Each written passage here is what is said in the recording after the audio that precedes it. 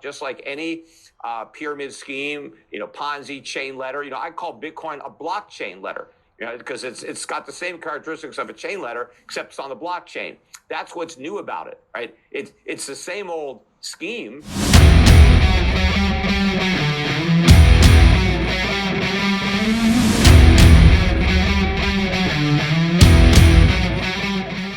Yo, yo, yo, and welcome back to another episode of the Nyc and Griff Show. Today is Monday, September 9th. It's 4:35 p.m.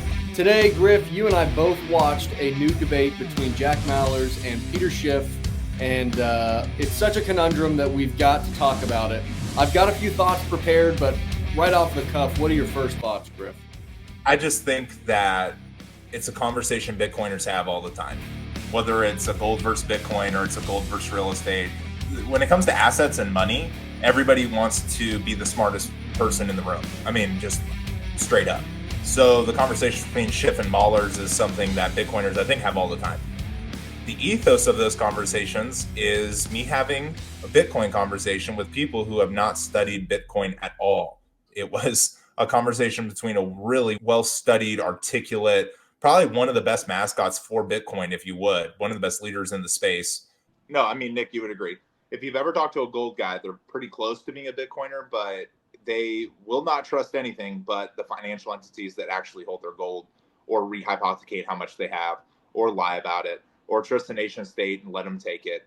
It has not separated itself from the state ever. Bitcoin has separated itself from the state from its inception, whereas gold is the state. And it actually reached a point where they started talking about on the podcast where they were kind of like, oh, well, you could fractionalize gold, put it on a blockchain and do the whole thing.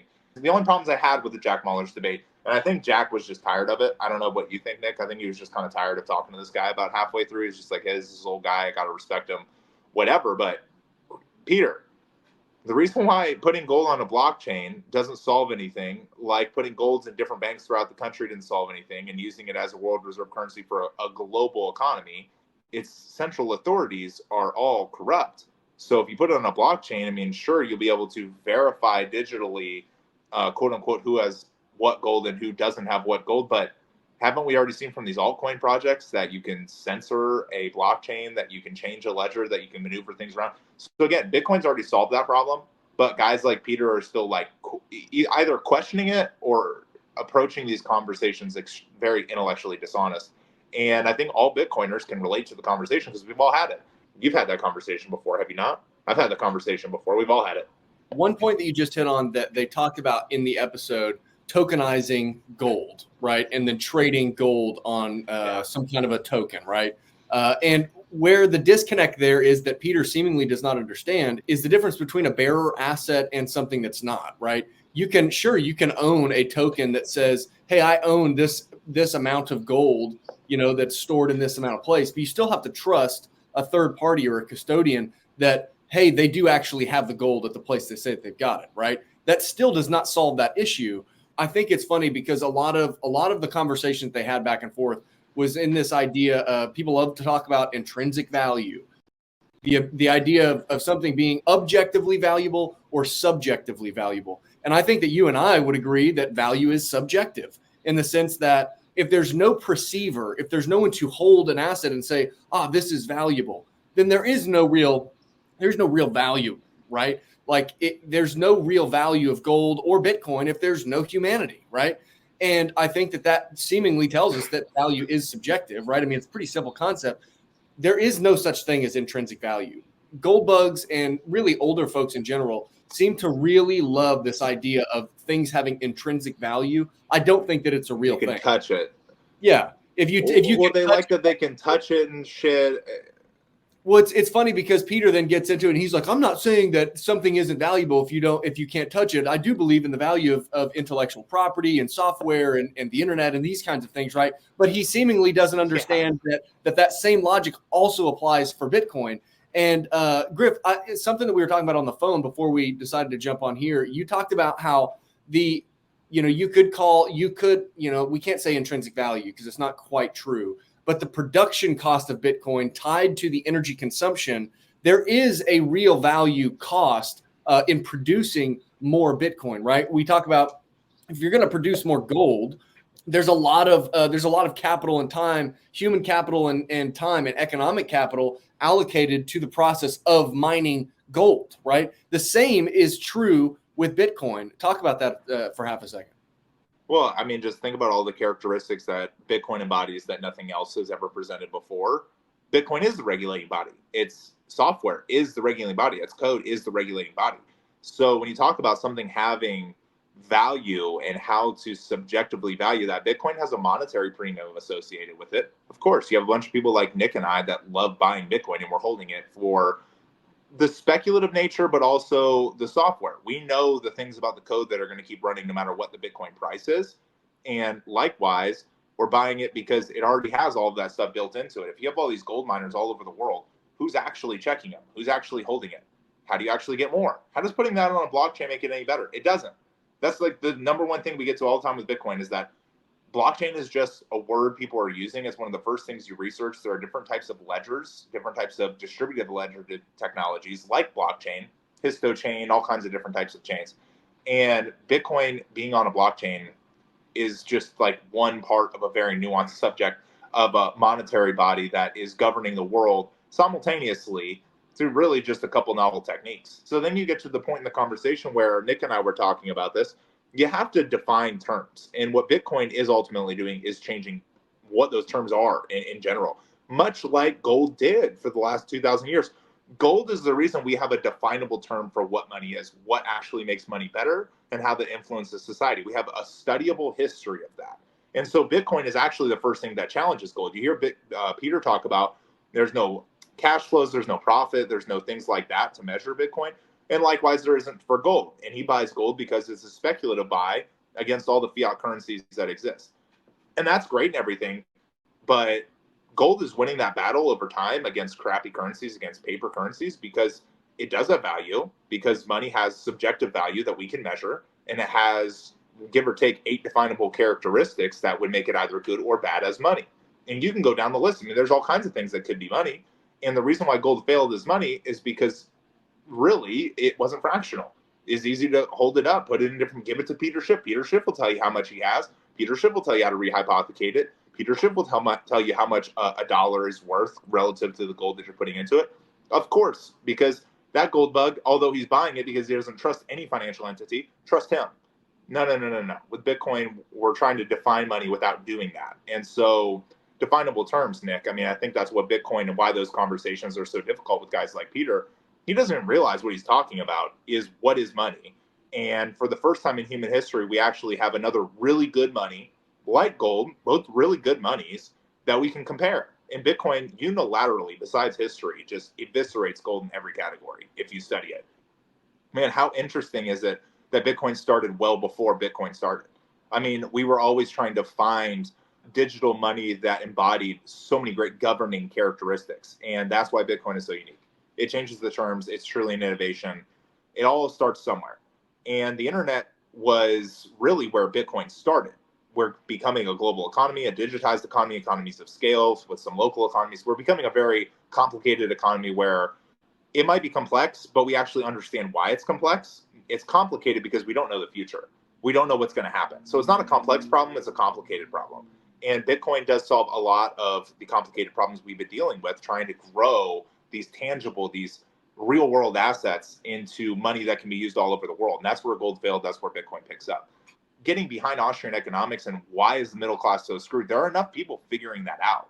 And that is really the proposition of Bitcoin, is that you don't have to care. I do not have to care what the government says or what anybody thinks about it. It's fun to care. I'm very insecure about my Bitcoin, and I'm very insecure about where I invest my money like everybody else. I want to be the best. I want to have the best performing portfolio out of everybody in the world, including Nancy Pelosi, just like everybody else. But here's the thing. I invest in Bitcoin because I don't have to care. It's just a savings account. It's not really an investment, much like gold. I don't need to look anywhere for it. Better than anything that's ever existed. And actually, if you look at it from that risk-off position, it's the least risky thing that's ever existed. And it's amazing. A guy like Peter Schiff is still calling it what it is. I gotta think he's playing. And I'm not saying I know more than Peter Schiff, but I can promise you I would much rather invest with me than Peter Schiff at this point in time. And I'm not a financial advisor. I've never really done anything from a regulatory standpoint. I haven't started a bank. And I can tell you right now, a very simple solution is to get on Blue Wallet or go to Strike, buy an exchange, self-custody it, and fucking let it go. Just stop thinking about it. I won't be nice like the other Bitcoiners. Almost nothing has any value outside of Bitcoin because it is the best money. It is the most saleable good. And throughout its entire price discovery, all you're actually going to watch is the demonetization of things that shouldn't have been monetized in the first place. And at best, for the fiaters of the world, Bitcoin will come and save you for 100 years. And that is good because everybody can interact with the network openly and freely. Nobody has more control over it than anybody else. And that's the whole point. I can sell and move my Bitcoin anytime I want, whenever I want, to wherever I want, at any point in time, for whatever market price fiat will give me. That is important. Liquidity is important. Gold might not go down as much as Bitcoin because it's illiquid. Bitcoin's liquid. You can go anywhere you want, whenever you want. Gold, just good luck. I don't even know the process. Good luck. Take your Costco bars and try and go over the border with that. Good luck. Good luck. I just don't understand. Bitcoin solves so many problems that the world obviously sees today. And I've never been involved with the technology and stuck to it like Bitcoin. You're just going to run into a lot of haters like Peter Schiff. And at the end of the day, he's only mad because he's hoping that his investments are right, just like I am. And that's okay. That's fine. I want everybody to win. I want the middle class to get super big. But I realized a long point ago, I can't stop stacking Bitcoin just because other people aren't.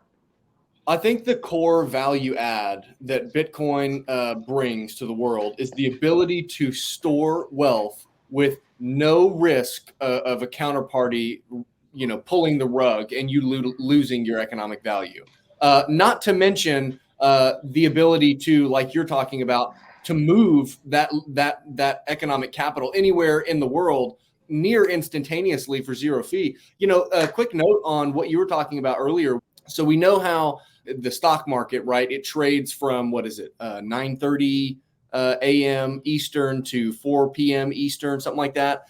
And we know obviously it doesn't trade in the evenings, doesn't trade in the weekends. Bitcoin does. Bitcoin trades 24/7. I just saw a deal on Twitter this morning. It talked about how the total uptime trading hours on the stock market, I think, is like 117,000 something hours or something like that. And Bitcoin's like 123,000 hours. So obviously by number of years, Bitcoin's obviously significantly younger, but by trading hours since 1971, I think they did it. It's actually more, which is interesting. But going back to Peter Schiff and Jack Mallers' conversation, to your point, right? They talked about, the terminology is a really big thing. One piece that they were really arguing about back and forth that is seemingly just a disagreement in the terminology they're using is the word money, right? And I think where we're at now with Bitcoin is an inflection point where it's not just about identifying the rate of return.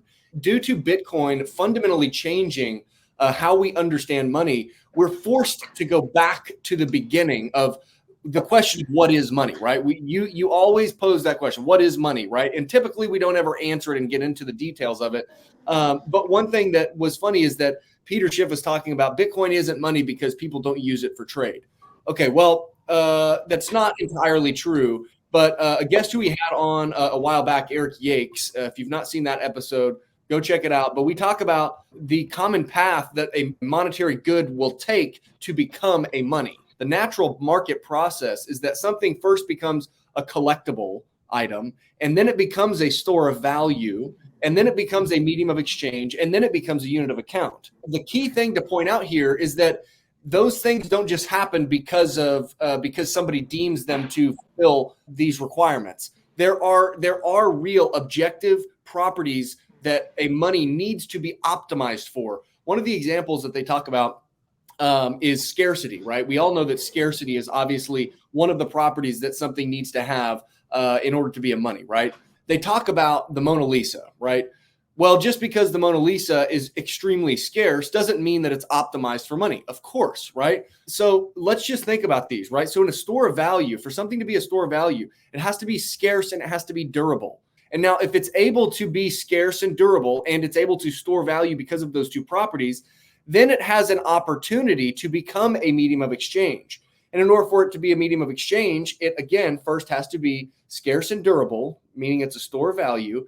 But then to be a good medium of exchange, something has to be acceptable, has to be accepted, right? Wherever I'm going to go to buy a product or service. And it has to be portable, meaning that I can carry it around with me, right? And then if something is a store of value and a medium of exchange, then it has an opportunity to become a unit of account. And a unit of account, right, is again those 4 already named properties plus divisibility and fungibility. Divisibility is, right, you got to be able to make small and big purchases. And fungibility means one of my Bitcoin is the same as somebody else's one Bitcoin. $1 in my pocket is the same as the dollar in your pocket. And what's interesting, and I have, Griff, to your point, I've had this conversation with older folks typically, and they're like, well, it's not really about the properties of money. And you're like, wait a minute. Like it logically does not make sense. Something is not going to become a money if it's not first scarce and durable. If something's not scarce and durable, and it's used as a currency like the fiat system that we utilize today, right? We know that the dollar is acceptable and that it is portable. We know that the dollar is divisible and that it's fungible. But it for sure is not scarce and durable, meaning that it's not actually a money. A money is not the same as a currency. The fiat dollar, a fiat currency, is currency. It's in the name. It's fiat currency. It's not money. And what's funny is Peter Schiff then goes to talk about how gold is the best money ever, when the same criticism that he used to tell Jack Mallers that Bitcoin is not money is the exact same logic that you could use to say, well, gold's not money either, because you can't go to the gas station and fill up your gas tank with a bar of gold. Nobody's going to do that. Nobody's going to do that. I think Bitcoin offers an opportunity to go back and look at the fundamentals of what money is and how it works and what it means to be a money. Because if we don't, then we'll continue going off abstractions and abstractions and abstractions away from what is reality into fiat land. Griff, Mike, back to you. Here's what I will say. Listen to that interview and listen to how quickly he contradicts himself. Everything about this system's bad. There's nothing about the current monetary system that is good whatsoever. The monetary policy is a joke, and the authoritarians pretty much have a free reign to do whatever the hell they want right now because the money is so manipulated. You're going to see that. Fake elections, COVID, terrorist bombs, war continuing. You're going to see some of the worst shit that's ever happened. If it hasn't already happened, it will continue to happen. Not because these things are actually happening, not because people have this much ill will against each other, not because there's that much racial division or religious division in the world. It is because the people who understand how to manipulate the monetary policy and the money, the exact same people who are putting guys like Peter Schiff on their little Pinocchio strings, have been doing it since gold was money. There are some people who probably were here when gold was getting adopted, much like Bitcoin, and they were going, oh, we can do the gold thing, and I think I know how to do the bank thing. I think I know how to loan some people money and give them some fake money and take the real money. And it's not that crazy to think, guys, because look at what's happening right now. If Bitcoin goes up to an undescribable fiat price, who has all the power? If you listen to our last episode, who has the most liquid capital in the world right now today? Is it the person? Is it the Saudis? Is it oligarchs? Is it Bill Gates? Is it Elon Musk? There's a heavy argument to be made with the price Bitcoin's at today. The wealthiest people in the world, the ones with the most Bitcoin right now, because they can get it whenever they want. And people have dumped innumerable amounts of Bitcoin on the Bitcoin market, and the price is volatile because it is liquid, and yet it continues to come back up and to the right every single time. Just we're talking to a whole bunch of people that don't get it, and it's heavily nuanced. There's a lot that goes involved with it, and quite honestly, it's not a fair launch because this life is not a fair launch. You do not get to learn things at the same rate as other people because everybody spends a lot of time doing all kinds of stuff. Nick and I are very lucky, kind of like I thought CJK when he was like somebody got me into it in 2013, and I became an evangelist for Bitcoin. Nick and I are lucky in the same way that we kind of were going through college during a really, really chaotic time. And should it have gone another way? Should they not have done the whole COVID thing? I don't know. But more people are awake now than ever, and guys like Nick and I are right there for it. And we're not really the crazy conspiracy theorist guys. We kind of fell into this orange bucket where we're just like, oh, we didn't like the way society was going at all. Like, we're young. We care about our teammates. We care about people around us. We're leaders of our community. There are problems, and we cannot describe why they're there. Why are races disproportionately affected? Why are different communities affected than others? And we're really nice people. We're probably liberals, to be quite honest with you. And we said, oh, there is a solution to the problem. It's the money. The money is fucked. We don't really know what all the problems are because the money's so fucked. We don't even actually get to talk about the problems. What we talk about is a whole bunch of problems that the people printing the money tell us are the problems. That, my friend, is the problem. And for anybody listening to this Peter Schiff, Jack Mallers debate, not saying Peter Schiff is the worst guy in the world. But in my opinion, anybody telling young people to just go, hey, just keep doing what your grandfather told you to keep doing, we wouldn't have had America for that were the case. Peter Schiff said, I've had a lot of old guys kind of tell young people this, but they'll get it when they're older. You got to listen to your grandfathers, got to listen to this advice. Hey, Peter, just so you know, the last time we had a real transformational sovereign move for the world that really woke the world up in a really impactful way was the Constitution of the United States. That was the last fucking time people said, no, I'm not going to listen to these old people tell me that I just need to pay the taxes and I just need to do what they say. That is how this country was founded. It was founded by young people like us who are like, you know what? In 2032, I guess I could run for office, and I'll fucking tell you what. It probably isn't going to be Nyc or Griff or the Nyc Griff Show running for your presidency, but it will be somebody who is quietly just as fired up as we are, with just as much charisma as we do, if not 10 times more. And we can only hope that they come into office or they come into power plays here over the next 10 years. And Peter, all of your arguments are fucking hogwash if a young person becomes the president of the United States who isn't a part of your generation. And then I think that's where my hope lies. I think young people understand a lot of the problems that we've been going through. And unfortunately, guys like Peter, you don't get a lot of old guys that come along. You get some guys that come along, some guys that get into ETFs over self-custody, some guys that stop their learning process, some guys that read a few chapters of the Bitcoin Standard and move along off the topic. And quite honestly, I can say the Bitcoin rabbit hole, or what is money, is not an endless rabbit hole. It's an endless rabbit hole because you can go to history, you can go to all these different things that support why we need a better money. But for the arguments that exist with Peter Schiff, worthless, guys. It's like talking to your grandfather about electing another 78-year-old for president. At the end of the day, we do have a problem. It's a generational problem. It's been going on for a long time. And it has something to do with the Cantillon effect. It has something to do with being close to the money printer. It has something to do with who you know. And Bitcoiners should all be purporting this. And society will always have a little bit of this. But we're trying to transform the economy from who you know to what you know. Another topic that they got into was volatility and supply inelasticity, which I think is a significant topic. A lot of times Peter Schiff talks about it, right? The volatility is so much, it's so bad, right?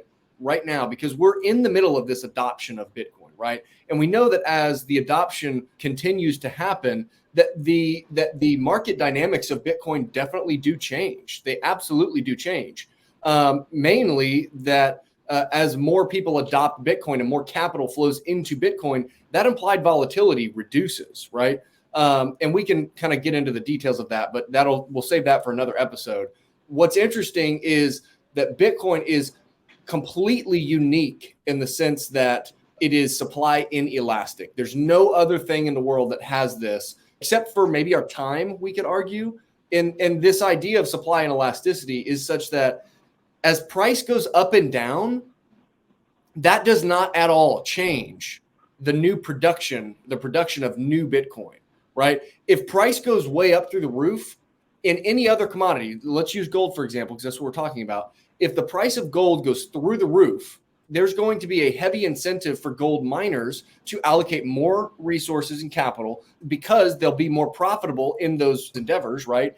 And as they bring new gold to the market, price will find new equilibrium, right, based on new supply and where demand is met. Bitcoin is completely unique in this sense that no matter where the price goes, up or down, the issuance, creation, the mining of new Bitcoin will always be dictated by the halving cycle, by the difficulty adjustment, it does not change outside of that. We know right now, right? And let's just real quick go into what that means. So you might think, oh, well, if I just add more computer power to my mining rig, then I'll just mine more Bitcoin quicker. That's not how it works. We know that every 2016 blocks added to the blockchain, the difficulty of mining a new Bitcoin increases or decreases to maintain the fact that one block is added to the blockchain every 10 minutes. And the halving cycle dictates how many Bitcoin are produced every block. So every 210,000 blocks added to the blockchain, the reward that the miner gets for adding that block reduces by half. So between these two, the halving cycle and difficulty adjustment, we know the supply issuance schedule of new Bitcoin. We know it to the decimal point. We know what the supply of Bitcoin will be. You can't know that for anything else. We don't know how many how many ounces of gold there are out there. We don't know there, you know, and even you look at equities, right? We know that the amount of outstanding shares of a company can increase and decrease, right? Bitcoin is completely unique in this. Dare I say, my friend, what is time if money is hard and fixed? And how could that change things? But yeah, it's well covered. And it's so interesting to see how many things Bitcoin will shift. Bitcoiners like to think it's going to touch everything. But I think to cap it off, everybody go invest in Schiff Gold. They fucking do something with gold and they hold it or something. And they you can keep it there or something, and they might tokenize it. So your Bitcoin or your gold might very quickly become digital. Okay. So that would be great. So maybe you should go buy some of that shit, and don't ask any questions from your financial authorities, and just let them tell you what the money is again. Just trust, don't verify, trust and don't verify. Don't ask any questions because your handlers got it all figured out for you. Your grandfather totally knows the nuance of today's society. He's definitely been tracking while his fucking home is appreciating 1,000% every 10 years. He is definitely looking at this system going, this system fucking sucks. Guys, inherently, everybody Peter Schiff's age, anybody who has money in the fiat system, inherently is going to tell you that their system is better and you should put money in their shit. It is what it is. But yeah, go buy that shit. I mean, fucking make his day. Make him richer. I mean, I don't know. You know what I mean? Go buy that motherfucker. Go buy Schiff Gold. It's going to appreciate because it's Schiff Gold, not normal gold. Because it has intrinsic value. Yeah, because Peter Schiff is going to imprint his face on it or some stupid shit. I don't know. But just know that whatever Peter Schiff says and Jim Cramer say and all of these guys say that are shaking sticks at the sky and going, my God, why is this digital money thing taking off? I still won't read about it. Listen to them, because that's who you want to talk to. That's who you want to talk to. You know, I don't think that gold is completely worthless. I think that it does absolutely store value better than a lot of things. And then the, kind of second thought as we kind of wrap up here is that the ideology that he's trying to peddle is so far from what is objectively true. And so I just want to say, I'm happy that we jumped on to kind of talk about this because for all the folks that are listening, you got to dig in. You can't trust, and you do need to verify. You got to dig in and actually try to understand. You're going to have to prove your work, and you're going to have to spend some time reading a book, reading some articles to try to get a grip on things. What do you got, Griff? Everything has value, but it's only worth a little Bitcoin. If you haven't watched the debate for yourself, the link will be down in the description. Go listen to it. Let us know what you think. You can get all of our links at nycandgriffshow.com. It's all spelled out NYCANDGRIFFSHOW. We've got video on Spotify and YouTube, but come check us out on Twitter, X. We like to talk with people there. We'll see you next time. Peace.